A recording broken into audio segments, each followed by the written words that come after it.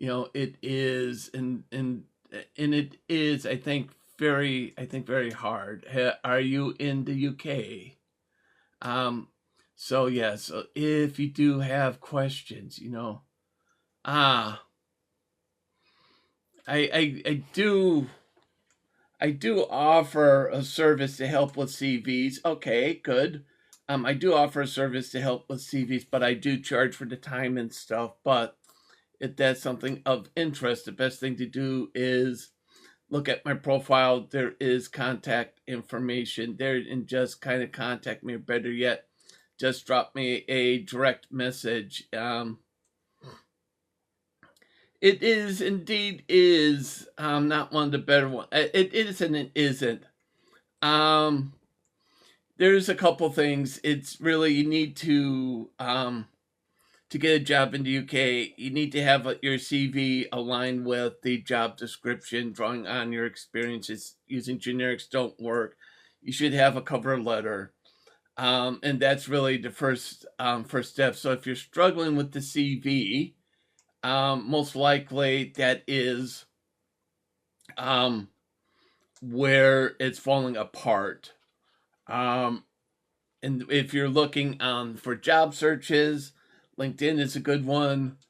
Um, LinkedIn is good. I always say Indeed, but some will say it's for the app. It's bad. It's just you really need to start to look at where you're applying. Sometimes there are um, you know, it is a bit difficult. The other places would start to look at company websites that you're interested in and start seeing if they have jobs for you. The other thing is, from what I've noticed, and this is just my own personal opinion and my own personal experience, is that there is a bit of a shift um, from going to and applying directly to um, using agencies, and this is because of the taxes that have been implemented on business and pending employment rights bill, just to name a few. And this is really pushing employers away from hiring. And right now, we are at the highest unemployment rate since COVID. And so, hey, thank you, Carrie. Thank you for the follow. So the best thing to do is start looking at agencies. So probably things like Blue Arrow, Adecco, Office Angels, just to name a few. Also, CV Library has a lot that where you may fit with you, and they do have a lot of agencies on there, and those agencies do, from my experience, get back in contact with you. So I think those may be starting points for you. Um, for me, it's yeah, I'm in the UK, hence my name, Declan. Um, North Yorkshire to be exactly. Um, and so what I would, and if you take a look at my content, I do speak a lot about finding jobs and stuff in the UK based on my own experience. Um, so if you do like, please like, uh, and that's kind of where it kind of does annoy, because it is very stereotyping, and it is very offensive when people stereotype. Um, so yeah, so if you take a look at if you do take a look at the websites, it's really, we want to, I think, start going to kind of agencies and start using agencies. No problem. Thank you for apologizing. It is. I do have a little bit of an issue when people do stereotype. It is a form of discrimination, and I don't appreciate, and it does upset me, because it is discrimination, and I'm making decisions and impressions solely based on um, solely based on perception without really taking a look into who the individual is. So yeah, don't worry about it, Eden.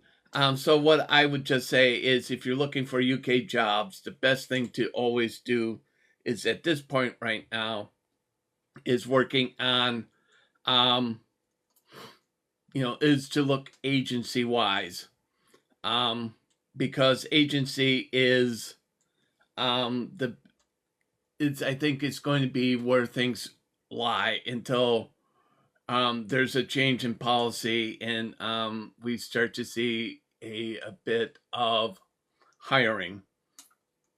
And more, it's more of a kind of a very kind of conducive environment for hiring, because of the fact that when it is, very high tax, that means one of two things for businesses. It's either businesses have to either pass on the cost to the consumer, which then means that it pushes up inflation, or businesses basically cut back, and it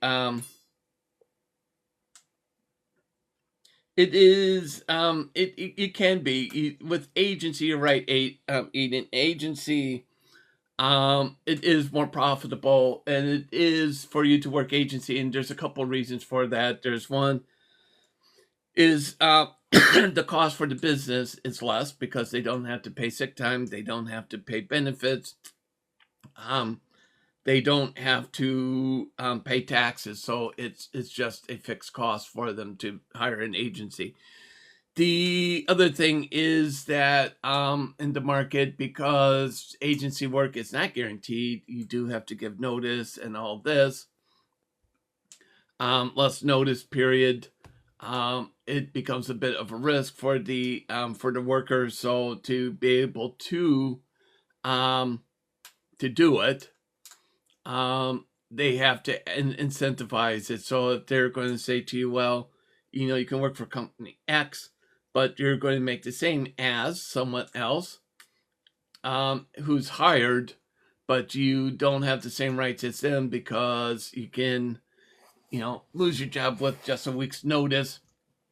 Most people wouldn't do it. So to kind of incentivize them and to say to them, hey, specialized, like I said, specialized training. So again, so there's this whole, oh, okay, what are you doing now, Dupe? And what is it that you'd like to do? So that's a good question. Very good question. So what is it that you want to do?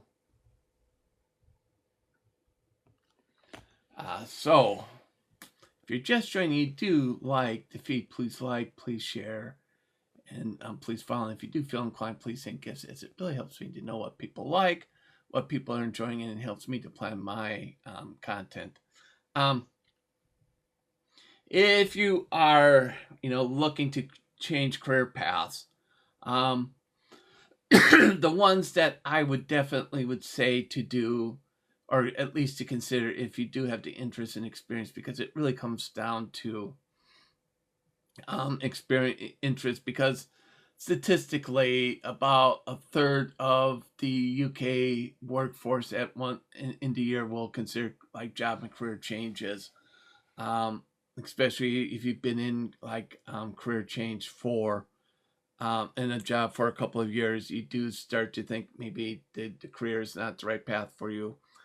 Kind of deep jobs I would say to anyone who's, off the top of my head, would be think I want to do a career change. Okay, so you got strong customer service, you do have dependability, reliability, and you do know how to deal with people. And if you want to get away from kind of that whole slow, I would say IT is a good one. If you don't like dealing with people, and it's not to be, so I'm on IT. I've worked in IT. I know from personal experience, you have less kind of customer service, aspect to it, unless you're on the help desk. Beyond the help desk, it's a lot less interaction with people, and you're dealing more with things. So anything kind of IT, kind of like programming, cybersecurity, network engineer, project manager. Another thing to look at is, and it's an easy one for you. It does cost a couple hundred, but it's, if you do have the time to do self study, you can self study to become a project manager practitioner under Prince 2. It's the test. The cost of the book is about £50. Time is probably about 30 to 40 hours. There's a lot of stuff on the internet to help you. The exam, you have to take the admin exam, which is, I think, about 125, 150. Don't quote me, because it's been a while since I've looked, so it may have changed. And then I think the practitioner exam is 350, but you have to pass the admin exam first before you're doing the practitioner. And I think, if I remember right, and don't quote me on it, is you can sit both on the same day. I think they'll do a quick admin score before you go on to the practitioner. So you can do that. And project manager will be, good. It's just, it may be hard for you because you don't have any like IT or healthcare or research type of background that make it a little bit hard. No problem. I think for you, what it may mean IT wise, I think programmers will be kind of to the wayside a little bit, but I think it will mean, at least for the next 5 or 10 years, there'll be more sprung on to writing, checking code to make sure that the output is right, making some tweaks to the code. And so I think there will be a lot there.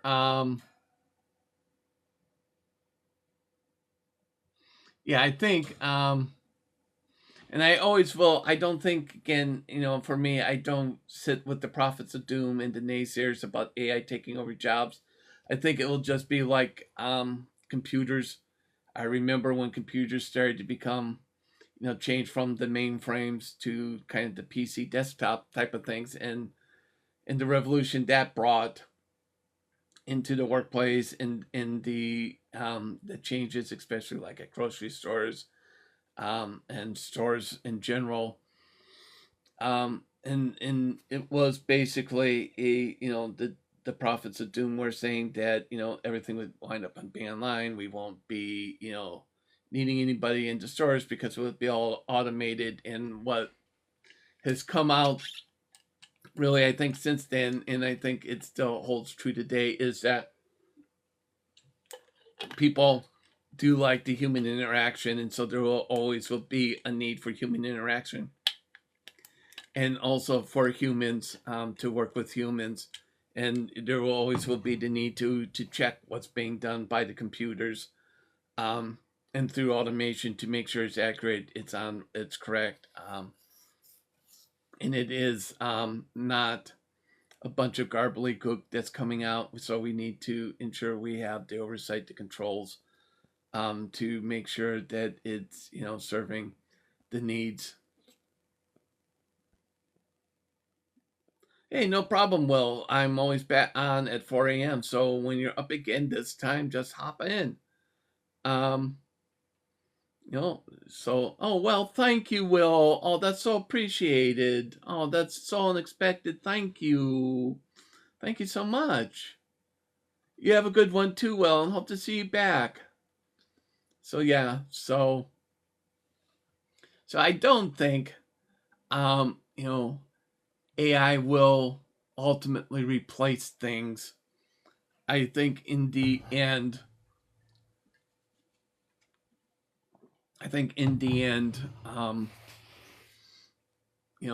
it will be, again, like with computers, a partnership. And so like I say, it's will be, like I said, I think it will be one where we are working together, and bringing about the change. Hey, E, good to see you. It's been a little while. So I think it will be um, one that we will see. I think it'll be interesting to see how the lay of the land as AI starts to become more integrated. The big thing that nobody talks about, everybody worries about AI, and nobody actually talks about quantum computing. It seems as though quantum computing is beginning to make some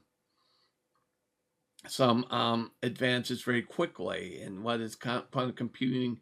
It's the next step in computing where it's no longer binary but tertiary, where you can have you know the on off switch. If you think about computers, that's having like one is being on and zero being off, both on and off at the same time. Quantum, which means that once it becomes to fruition, quantum becomes more and more mainstay. Means a lot more things can be um, maximized and processed a lot faster. Thousands of times faster. And so it will mean at that point, um, a bigger change, I think, than what AI is, because for AI to probably work well, and for AI to really make is full potential, I think it would mean quantum computers.